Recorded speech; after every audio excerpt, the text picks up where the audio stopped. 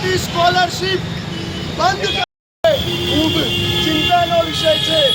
ગયા વર્ષની જેમ આ વર્ષે પણ પ્રવેશ જો બંધ રહેશે તો 29 જેટલી કોલેજો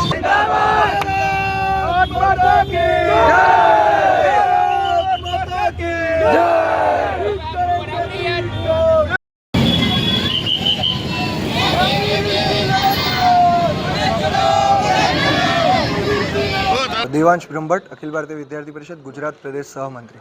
આજ રોજ વિદ્યાર્થી પરિષદ જામનગર દ્વારા જીજી હોસ્પિટલ ખાતે જે સરકાર દ્વારા એસટી વિદ્યાર્થીઓ છે એમને જે સ્કોલરશિપ માટેનો પરિપત્ર રદ થવાની બાબત હતી એને લઈને જે પરિપત્ર હતો એની હોળી કરી અને વિદ્યાર્થીઓ દ્વારા ચક્કાજામ કરી અને વિરોધ પ્રદર્શન નોંધાવવામાં આવ્યો છે।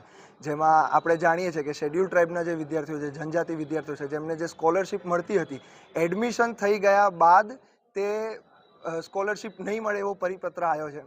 એ પરિપત્ર આ વર્ષ માટે રદ થાય, 2024 અને 25 માટે વિદ્યાર્થીઓને સ્કોલરશિપ મળે એવી વિદ્યાર્થી પરિષદની સ્પષ્ટ માંગ છે।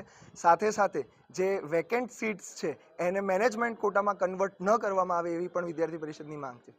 સાથે ગ્રાન્ટીનેડ લો કોલેજ માટેનો જે વિષય હતો એને લઈને પણ આજે વિરોધ પ્રદર્શન કર્યું છે। જેમાં ગ્રાન્ટીનેડ લો કોલેજીસ છે એમાં પ્રવેશ પ્રક્રિયા ગયા વર્ષથી બંધ છે, સત્વરે શરૂ કરવામાં આવે તેવી અમારી માંગ છે।